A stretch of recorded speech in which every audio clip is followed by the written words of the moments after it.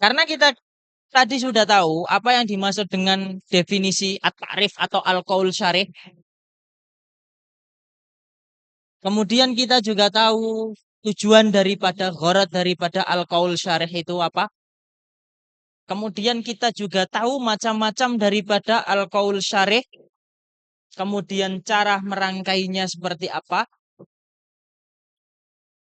Maka kita sekarang akan masuk di pembahasan terakhir dari pembahasan at-tasawwurat.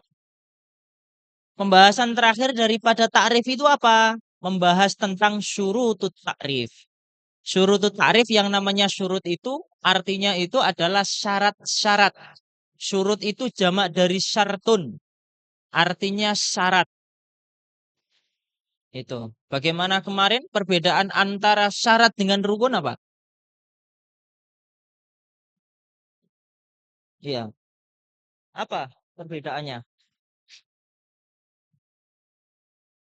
Kalau rukun itu masuk dalam mahiyah, sedangkan syarat itu keluar. Nah, syarat daripada ini disebutkan sama Imam Akhdari ada beberapa. Yang pertama, kalau di Imam Akhdari beliau mengatakan di matanya wasyartu kullin ayyura muttarida munakisan. Jadi syarat pertama kali, syarat yang harus dipenuhi ketika kita hendak mendefinisikan sesuatu, definisi itu harus bersifat jami' dan manik. Ini teman-teman akan sering menjumpai dan akan sering mendapati ibarat ini. Jami'an ta'rif itu harus bersifat jami'an wa mani'an. Kalau di sini di ibaratnya apa Imam Akhdari muttaridan munakisan. Muttarid itu artinya itu adalah manik. Muttarid. Kalau munakis itu artinya jami'. Walaupun nanti perbedaan istilah di sini ada dua pendapat. Pendapatnya Imam Qarafi sama pendapatnya Imam Ghazali. Pendapatnya Imam Ghazali nanti yang diikuti oleh jumhur manatiko setelah Imam Ghazali. Mengatakan arti daripada muttarid itu adalah manik, sedangkan munakis itu jami'.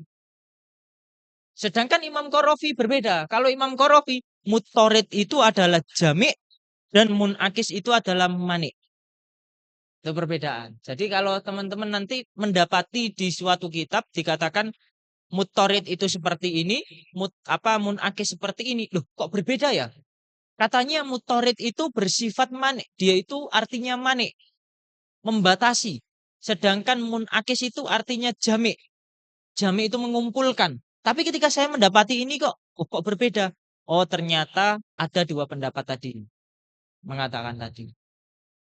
Dulu saya juga bingung. Dulu ketika saya juga bingung dulu untuk apa memahami ini. Karena dulu guru saya, Syekh Nasrul Sayyid, beliau ketika pas saya awal di sini di Azhar, jadi menginjakkan kaki di Azhar selang beberapa bulan, 2 bulan mungkin, itu saya ngaji matan sulam ini dengan beliau.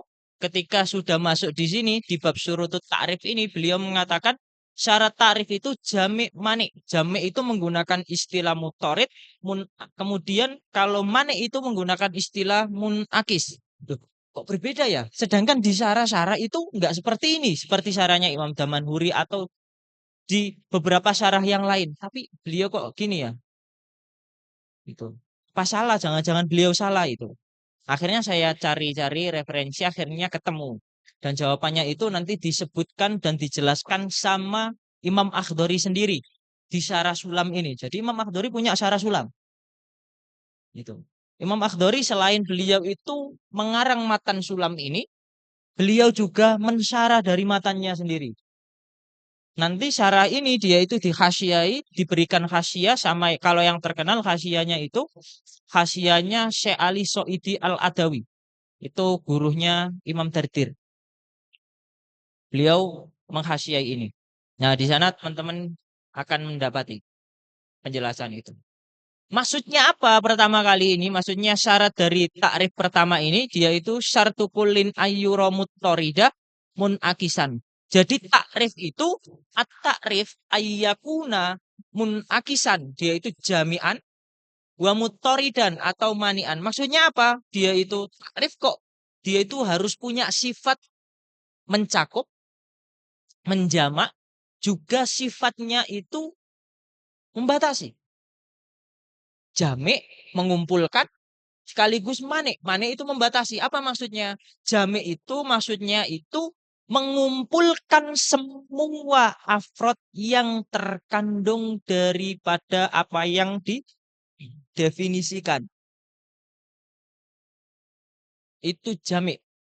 Sedangkan mane itu membatasi. Membatasi apa? Membatasi sesuatu yang tidak ada kaitannya dengan yang kita definisikan.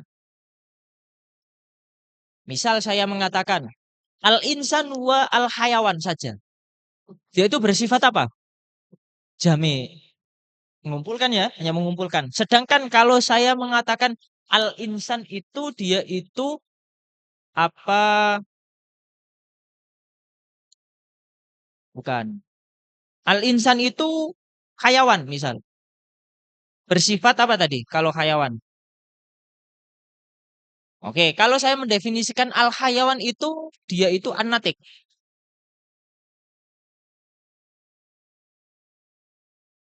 Al-hayawan, hayawan itu dia itu adalah anatik. Bersifat apa berarti? Manik saja ya, bukan enggak, tapi enggak bersifat jamik ya.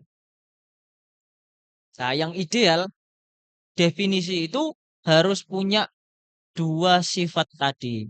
Yang pertama itu sifatnya mencakup secara keseluruhan. Yang kedua sifatnya itu harus membatasi. Gitu. Paham ya? Itu yang pertama kata beliau. Wasyartu kullin ayyura muttarida munakisan. Wa dhahiran la abada wala musawiyan. Itu satu paket. Wa dhahiron. Dohir. Jadi definisi itu harus bersifat dohir. Syarat daripada definisi itu harus jelas. Nggak boleh definisi itu dia itu sifatnya lebih abad, lebih jauh pemahamannya daripada yang didefinisikan. Kita nggak mengetahui apa yang dimaksud dengan fa'il.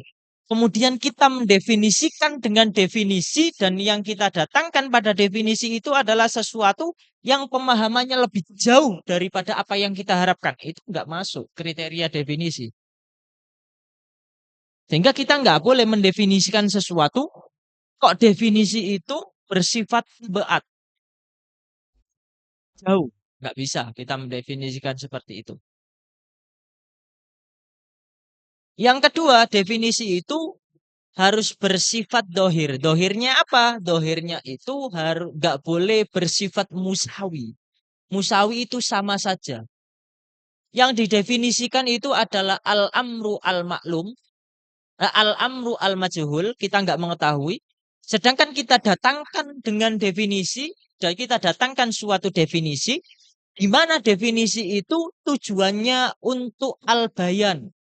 Tapi dia nggak memiliki fungsi al-bayan pada definisi itu yang kita datangkan. Sifatnya sama, sama-sama majhulnya, tidak kita ketahui. Maka definisi dia itu nggak bisa kita jadikan sebagai landasan definisi. Contoh misal,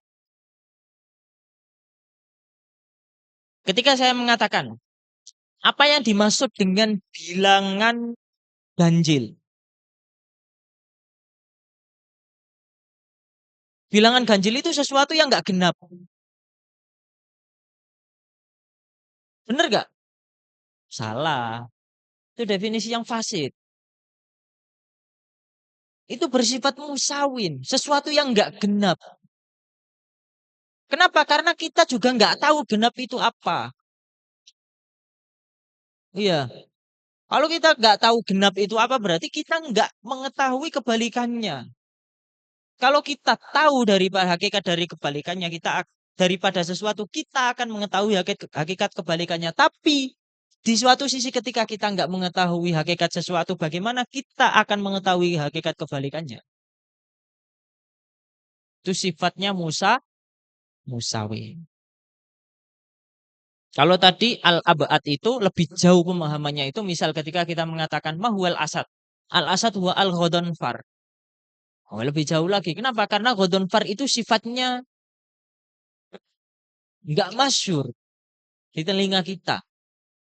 Sedangkan definisi itu harus sesuatu yang jelas. Setidaknya kalau ketika mendatangkan definisi yang menggunakan definisi al-ismi atau al-lafdi, at-ta'rif al-lafdi, maka ta'rif al-lafdi itu harus bersifat audah, lebih jelas, al-asyur, lebih masyur, lebih populer digunakan sehingga kita bisa memahami sesuatu yang tidak kita ketahui itu atau yang belum kita pahami. Itu yang kedua. Jadi syarat pertama tadi apa? Jami'an mani'an. Yang kedua syaratnya dohiron. Dohiron dia itu rif itu dia itu harus bersifat dohiron. Jelas. Maksudnya jelas itu apa? La abad wala musawin. Dia itu enggak lebih jauh dari apa yang kita definisikan dan definisi itu enggak lebih dan dia itu enggak bersifat setara dengan yang kita definisikan. Yang kita definisikan sesuatu yang enggak kita ketahui. Sedangkan definisi yang kita datangkan itu harusnya membuat kita atau orang yang mendengar itu lebih paham. Tapi ini justru nggak memahamkan, tapi sama-sama bingungnya. Berarti itu nggak sah dalam apa? Dalam membangun definisi tadi, yaitu nggak masuk dalam kriteria definisi. Itu dua ya. Yang ketiga, wala tajawuza bila korinatin biha tufurriza. Maksudnya apa? Maksudnya itu kita nggak boleh mendatangkan definisi di mana lafat itu, lafat daripada definisi itu adalah lafat majas. Tanpa adanya korina mani'ah muayyina. Gitu.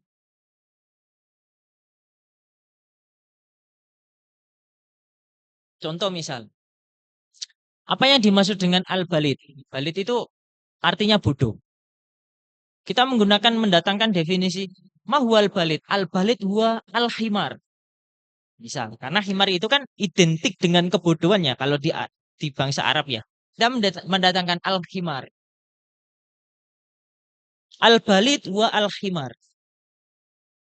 Itu juga nggak boleh kita mendefinisikan seperti itu. Kenapa? Karena yang kita datangkan pada definisi itu adalah suatu kata yang kata itu masuk dalam cakupan majas. Di mana di dalamnya itu kita tahu itu adalah suatu majas. Tapi di sana kita tidak mendatangkan suatu korina muayyinahnya. Ini kan sehingga nggak boleh. Beda lagi ketika kita mengatakan mahwal balid al balid wa al himar yaktub. Mungkin ya. Apa yang bodoh itu adalah himar. Tapi dia itu himar yang menulis. Sehingga nggak mungkin ketika didatangkan kata yaktub, kemudian kita memahami al-himar itu sebagai makna hakiki. Makna itu apa makna hakiki dari himar? Dia itu adalah hewan jenis ya. Seperti itu makna hakikinya. Sehingga di sana itu yamna apa? Min iradatil makna al-hakiki daripada korina muayyinah. Bisa nggak mendefinisikan lagi yang ada mana tergolong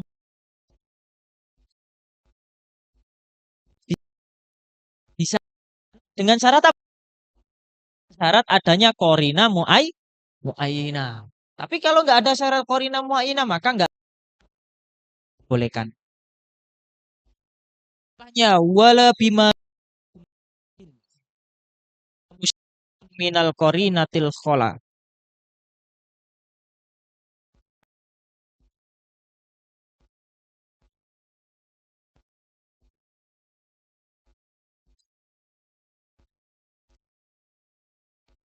Selanjutnya di bait yang selanjutnya itu wala bima yudro bimahdudin. Dan ketika kita mendefinisikan itu atau takrif itu, dia itu tidak terkait dengan sesuatu yang dapat diketahui melalui perantara yang didefinisikan. Maksudnya apa? Maksudnya gini. Ketika kita mendatangkan suatu takrif, mendatangkan suatu definisi, definisi itu maksudnya itu Allah yatawaqqafu ma'rifatul mu'arraf ala ma'rifatil mu'arrif. Kita di mana definisi itu yang kita datangkan itu ada suatu lafat yang mana lafat itu bisa kita fahami dengan kita memahami apa yang kita definisikan terlebih dahulu.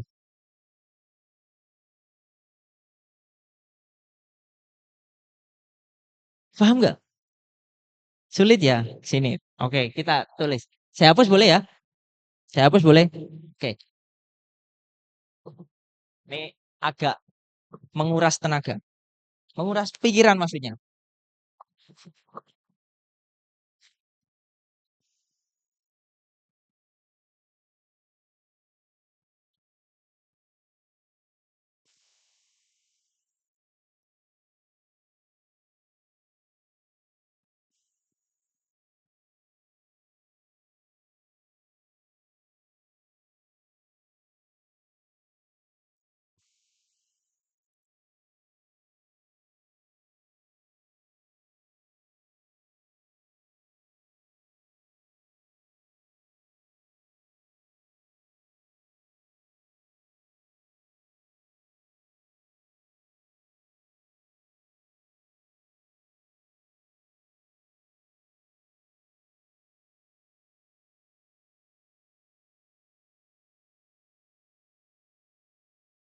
Nih, oke, kita kembali di sini, kembali lagi. Ngerumpinya nanti ya, dilanjut setelah ngaji. Oke? Nanti ngerumpi masalah apa, entah masalah arisan atau apa dilanjut nanti. Oke, ibu-ibu. Emang salah saya. Oh, salah. Calon ibu-ibu. Gimana? Salah atau masih kurang tepat? Salah lagi. Memang bener yuk. Laki-laki itu tempatnya salah di mata mereka ya. Gitu. Memang bener gitu. Jadi harus memaklumi kamu besok ya. Siapkan kuda-kuda kesabaran yang teramat sangat ya untuk menghadapi mereka ya. Oke, Allah ya tawakkofu. Ini Allah ya tawakkofu ma'rifatul mu'arraf ala ma'rifatil mu'arrif. Ma'rifatil mu'arrif ala ma'rifatul mu'arraf. Nah ini. Misal, maksudnya apa? Syarat daripada definisi selanjutnya itu tidak boleh. Kalau kita mendatangkan suatu takrif, di mana di dalam takrif itu, definisi itu ada suatu lafaz yang kita bisa memahaminya dengan kita memahami apa yang kita definisikan.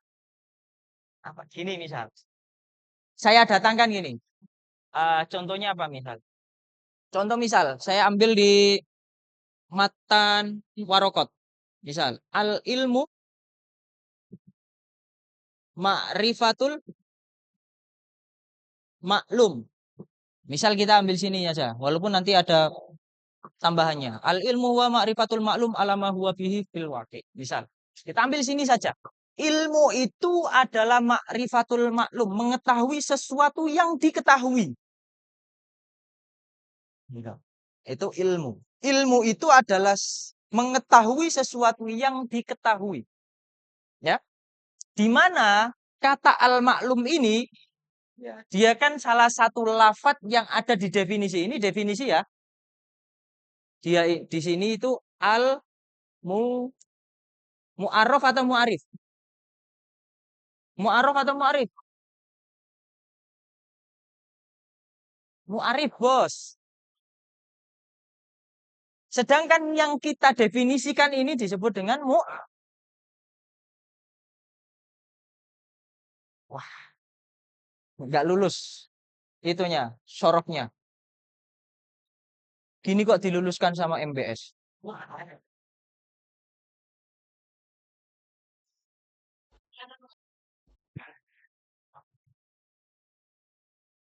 Bukan MBS. Apa? Tadika Mesra.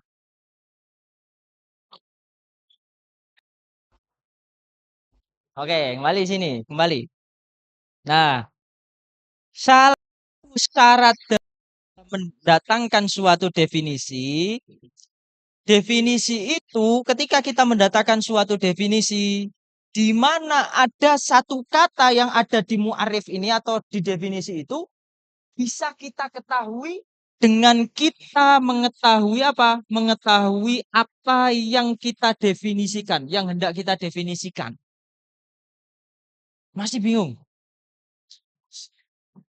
Gini, kalau kita mendatangkan suatu definisi, ya, ini pahami ya, fokus ya. Dan di suatu definisi itu ada suatu kata, ada suatu lafat, di mana lafat itu tidak kita ketahui dan kita bisa mengetahuinya lewat sesuatu yang hendak kita definisikan. Iya. Kenapa? Karena al-maklum ini kan mustaq daripada al-ilm. Al-ilm itu mustaq minhunya. Ya kan? Di mana kita akan mengetahui al-maklum lewat al-ilmu. Berarti kita mau mengetahui al-maklum, berarti kita harus mengetahui al-ilmu terlebih dahulu. Sedangkan al-ilmu di sini dia itu amrun majhul. Belum kita ketahui. Lalu bagaimana kita nanti akan bisa mengetahui sesuatu yang belum kita ketahui melalui sesuatu yang dimana kita juga tidak mengetahui. Dan sesuatu yang tidak kita ketahui ini bisa terketahui lewat sesuatu yang belum kita ketahui. Wah, bingung. Sulit ya? Apa? Nanti tambah ribet nanti. Nanti tambah ribet. Pokok intinya gini ya, intinya. Kita ambil intinya saja. Intinya saja. Nah, intinya ketika kita mendefinisikan sesuatu, di mana ada suatu lafat yang dia itu terpaut dengan sesuatu yang hendak kita definisikan, maka nanti akan melazimkan ad-daur. Nah, ini daur. Ada istilah daur. Daur itu salah satu hal yang bersifat mustahil itu daur. Kalau di ulum akli ya, nanti ketika teman-teman nanti ya, ketika kita belajar apa khoridah, beberapa teman yang di darosa itu, nanti kita kaji beberapa istilah ini dengan seksama, insya Allah. Ada yang namanya daur. Daur itu ada beberapa al-umur al-mustahilat. Salah satunya daur. Daur itu kalau bahasa lamongannya Arsy namanya visio circle. Tuh. Atau kalau bahasa Indonesianya itu lingkaran setan. Itu lingkaran setan. Ada yang mendefinisinya seperti itu. Definisinya apa? Daur itu adalah terpautnya sesuatu dengan sesuatu yang lain dan sesuatu lain ini juga terpaut dengan dirinya dari sisi keberadaan. Itu. Oke? Nah, akan melazimkan daur. Dan ini sangat familiar nanti kalau teman-teman belajar ilmu kalam atau belajar usul fiqh. Dan ini dibahas loh. Nanti kalau teman-teman lebih-lebih siapa yang mau ambil jurusan apa syariah Islamiyah? Siapa yang mau mengambil jurusan syariah Islamiyah? Satu. Oh ini Kak, udah. Banyak ya? Yang perempuan? Sampai banyak ya? Banyak ya? Berapa? 80%? Hah? 100%? Masa 100%? Enggak, kelihatannya ada yang mau luhok, ambil luhok. Ada yang mau ambil di rosat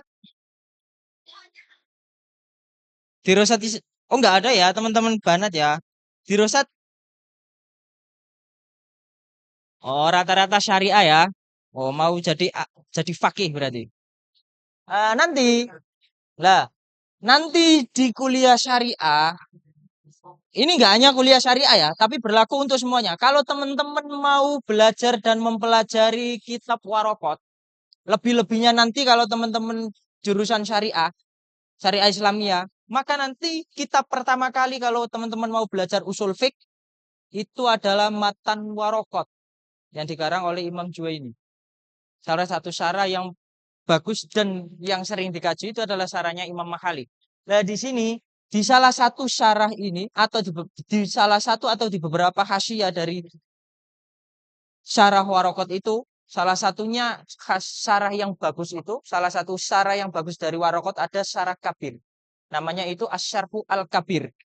Asyarhu Al-Kabir itu yang ngarang itu Imam Ibnu Qasim Al-Abbadi. Itu syarah satu. Itu syarah yang paling bagus sepanjang sejarah Warokot. Di sini itu diterangkan ini juga. Karena apa? Karena Imam Juwaini mendatangkan definisi ilmu itu adalah ma'rifatul maklum alama huwa bihi fil waqi'. Di sini juga itirotnya seperti ini. Salah satu dari beliau di kitab itu Syarah Kabir, kalau nggak salah itu, saya agak lupa, mendatangkan 6 atau 7 iktirot dari satu definisi ini. Ada 7 iktirot plus jawaban yang dihadirkan di Syarah Warokot tadi. Dan itu kaitannya dengan al-ulum atau al-umur al-mantikiyah. Kenapa? Karena pertama kali berkaitan dengan pendefinisian. Dan semua ilmu, dia itu tidak akan lepas daripada pendefinisian. Entah al-ulum ad-diniyah atau al-ulum ad-dunyawiyah. Semuanya itu berkaitan dengan pendefinisian. Selama ilmu itu berkaitan dengan pendefinisian, maka tidak akan lepas daripada ilmu mantik.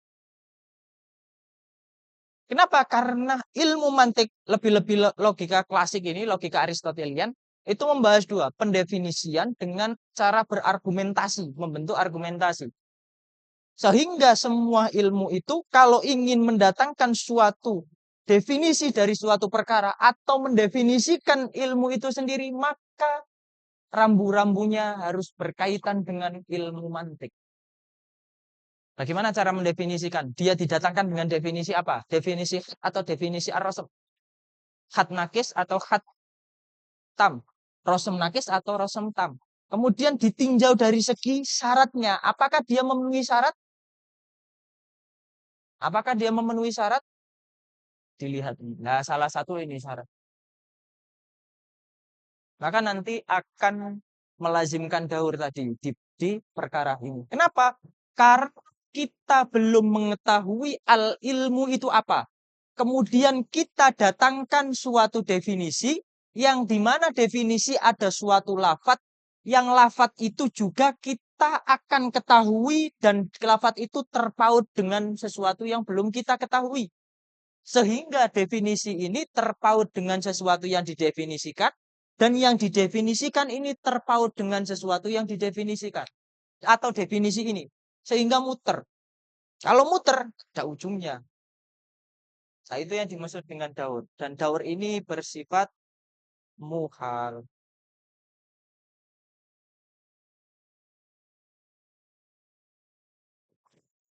Bingung? Bingung ya? Oh, nggak bingung. Alhamdulillah, nggak bingung.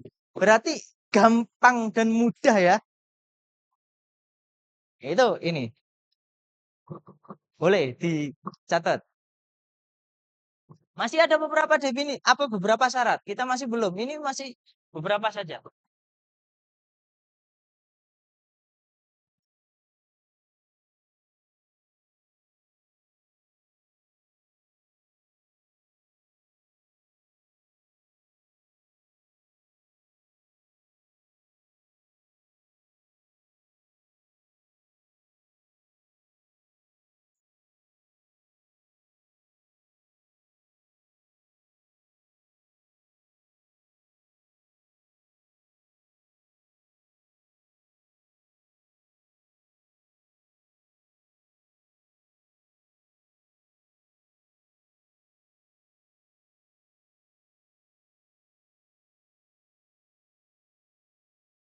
Sudah?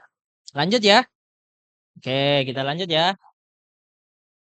Syarat selanjutnya kata Imam Akhdari, beliau mengatakan gimana? Wala mustarokin minal korinati khola.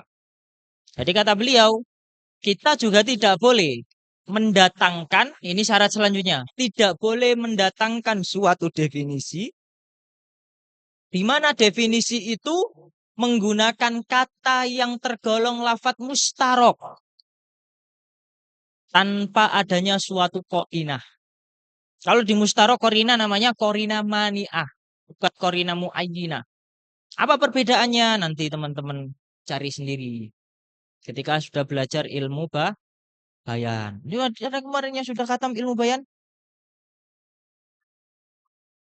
Apa? Fatih. Ini sudah khatam beliau ini. Sudah. Iya. Sudah mengetahui hakikat daripada majas yang masuk dalam ranah al-qaul dengan ghairu qaul gitu. Kemudian perbedaan antara majas yang dia itu ada apa istilahnya? Apa itu? Udah nggak usah diperpanjang nanti. Oke. Jadi nggak boleh ya mendatangkan majas definisi di dalamnya itu adalah lafaz majas tanpa didatangkannya suatu korina. Contoh majas kemarin apa? Majas itu apa kemarin? Oh kok majas? Mustarok. Astagfirullah. Lupa. Majas sudah tadi ya selesai. Mustarok. Kata mustarok apa? Al-ain. Mustarok itu seperti apa kemarin kata? Ketika kita berada di pembahasan nisbatul alfadilil ma'ani. Kemarin kan? Nisbatul alfadilil ma'ani khamsatu aksamin bila nuksoni tawatuun tasyakukun takho lufu wal istiroku aksuhut taroduf. Lima. Salah satunya ada kata mustarok. Apa mustarok kemarin? Mustarok itu adalah suatu lafat, satu lafat yang memiliki banyak makna. Gitu. Ketika kita mendatangkan suatu definisi, kok kita mendatangkan definisi itu dengan adanya lafat yang tergolong mustarok, tanpa adanya korina, tanpa kita masukkan korina di dalamnya, maka definisi itu tidak diperbolehkan.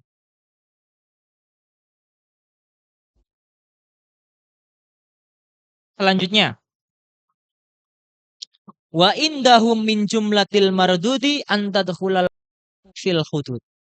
Menurut ulama mantik, ketika kita mendatangkan suatu definisi, maka kita tidak boleh mendatangkan suatu definisi yang di dalamnya mengandung suatu hukum. Saya ulangi, kita tidak boleh mendatangkan suatu hukum pada definisi. Gampangannya gitu. Nah, sekarang akan timbul pertanyaan. Kalau tidak boleh mendatangkan hukum di definisi,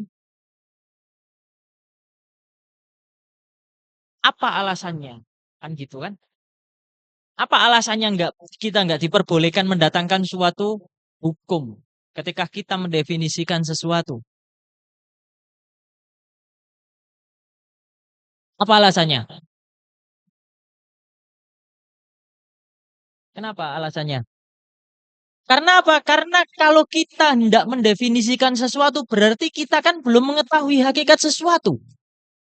Sedangkan hukum itu dia itu far'un antasawur. Hukum itu, makanya di kaidah mantik yang awal dulu saya jelasin, ada kaidah mantik yang berbunyi al hukmu ala syai'i far'un tasawurihi. Gimana kita mau menghukumi sesuatu sedangkan kita belum mengetahui hakikat daripada sesuatu itu. Nah, dari sinilah maka kita tidak diperbolehkan mendatangkan hukum pada definisi. Lalu timbul pertanyaan lagi. Tadi sebelum awal tadi kan saya contohkan definisi di awal kita mendefinisikan al-fa'ilu huwa al-ismu al-marfu al-madkur qablahu fi'luhu. Ya, benar ya? Tadi ya, al-fa'il itu apa? Fa'il itu al-ismu di mana al-marfu itu adalah hukmun minal fa fa'il. Tanyanya dong, berarti cacat dong definisi yang didatangkan oleh Imam Ibnu Jurum. Nah, itu nggak sadar kan teman-teman kan? Ketika kita masih hanya baru belajar nahu-nahu tapi belum belajar ilmu-ilmu komponen ilmu yang lain kan kita nggak sekritis sekarang gitu. Tapi kalau kita sudah mengetahui ini, kita jauh lebih kritis ketika menganalisis suatu teks kan? Ya.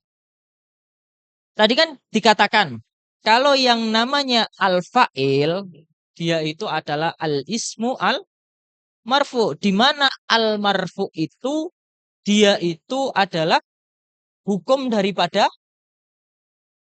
fa'il. Masuk nggak? Atau ada yang bingung?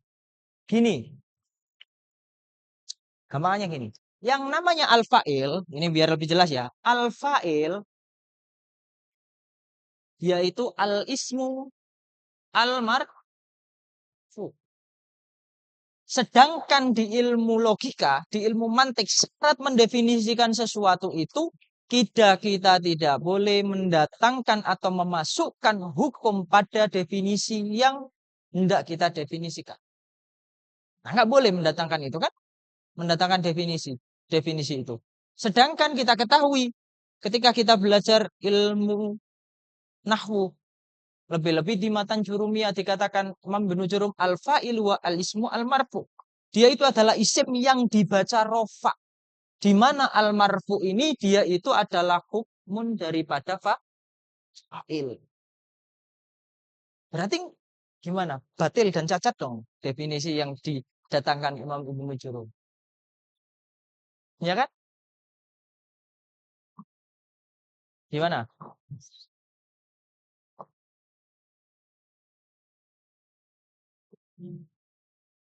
Nah, di sana ada suatu jawaban. Ada satu jawaban juga. Kalau teman-teman nanti sudah memang bisa baca apa kitab-kitab klasik atau apa kitab-kitab turos secara pribadi, nanti teman-teman bisa telisik lebih lanjut dan baca beberapa syarah atau hasyiah yang memuat banyak faedah. Salah satunya ada syarah Sohirnya Imam Malawi. Itu banyak faedah bagus.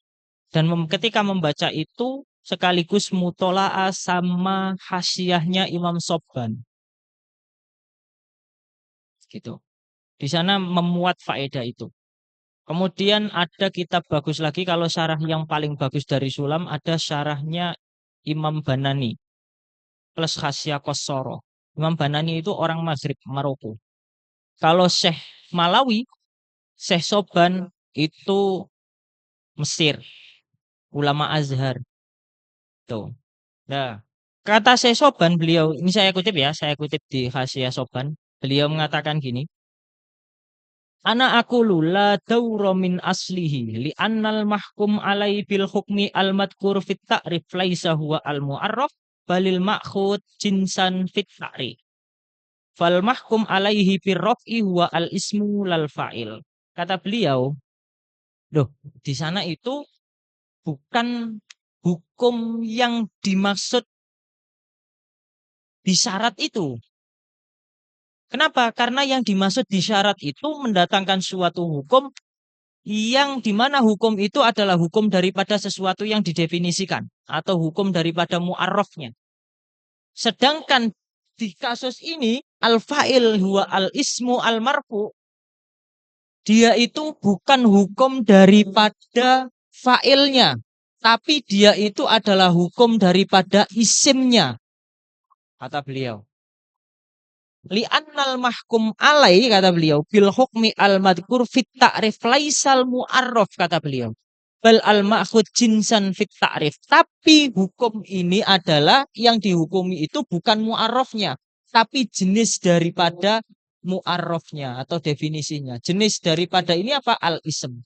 Karena isim ini adalah jenis. Ini. Enggak batil kata beliau. Itu kata Imam Sobban di khasiyahnya. Walaupun nanti di masa setelahnya ada muridnya namanya Imam Attor, Syekhul Azhar Hasan Attor. Di khasiyah beliau, beliau punya khasiyah itu juga khasiyah dari Matan Sulam. Beliau membantah gurunya dan mengiktirad. Jadi gurunya punya suatu argumentasi, kemudian muridnya juga alim, nggak terima dengan pandangan beliau ini. Kemudian diiktirad juga dan iktirad itu ditulis di khasiyah beliau. Jadi antara guru dan murid itu biasa saling bantah-bantahan. Ulama terdahulu gitu. Tapi bantah-bantahannya berfaedah, menimbulkan ilmu baru. Itu menimbulkan ilmu baru. Tapi sekarang kita kalau kita bantah-bantahan, misal di medsos, nggak ada faedahnya. Kebanyakan kan itu. Rata-rata orang-orang yang nggak punya kapasitas ilmu tertentu di bidang suatu tertentu karena lagi FOMO aja, akhirnya ikut-ikutan. Kemudian menghukumi suatu perkara yang ada di dalamnya padahal dia nggak paham. Seperti itu. Tuh selanjutnya. Yang selanjutnya kata beliau, wala yajuzu fil hududi dikru au, kata beliau. Wajaizun fir rasmi fadrima rawau. Dan kita nggak boleh ketika kita mendatangkan definisi di mana definisi itu bilhat, maka kita tidak boleh mendatangkan kata au. Lafat au itu tidak boleh kita datangkan ketika kita mendefinisikan dengan definisi bilhat. Tapi kita boleh mendatangkan definisi itu dengan definisi birrosem. Jadi gampangannya kita tidak boleh mendatangkan kata au itu di mana kata au itu memiliki makna litaskik awil ibham. Litaskik, taskik itu fungsinya apa? Meragukan kan? Litaskik untuk memperagu. Aulil ibham, lil ibham itu menjadikan sesuatu itu lebih samar lagi. Fil hududi warrosmi. Tapi kita tidak, tapi di mana nanti kita diperbolehkan mendatangkan au itu ketika au itu maknanya itu litanwe atau litaksim. Contoh, kalau di kitab itu di Idhul Mubham, beliau apa Imam Damanhuri, beliau mendatangkan definisi daripada nador. Apa itu nador? An-nador itu apa? Kalau di situ dikatakan gimana nador? An-nador itu bi annahu al-fikru al-muaddi ila ilmin au ghalabatidon. Di sana ada aunya. Tapi au di sana bukan bimakna litaskik, tapi litaksim. Sehingga kita bisa mengatakan nador itu apa? Nador itu adalah al-fikru al-muaddi ila ilmin. Atau kita bisa mendefinisikan apa? An-nador huwa al-fikru al-muaddi ila ghalabatidon. Nador itu adalah pemikiran yang menghantarkan pada ilmu, di mana kita mengetahui kan dulu di awal itu marotibul idrokat, ketika dia itu 100%, ini menurut apa usulin ya, usulin mengatakan ketika pengetahuan itu sifatnya berada di derajat 100% disebut dengan apa? Al-ilmu. Ketika dia itu 50% ke atas maka disebut dengan don. Ketika 50% maka disebut dengan syak. Ketika di bawah 50% maka disebut dengan wahm. Ketika tidak memiliki pengetahuan sama sekali dan murni tidak memiliki pengetahuan maka disebut dengan al-jahlu al-mahdu, murni kebodohan. Murni tidak adanya pengetahuan. Itu namanya al-jahlu al-mahdu.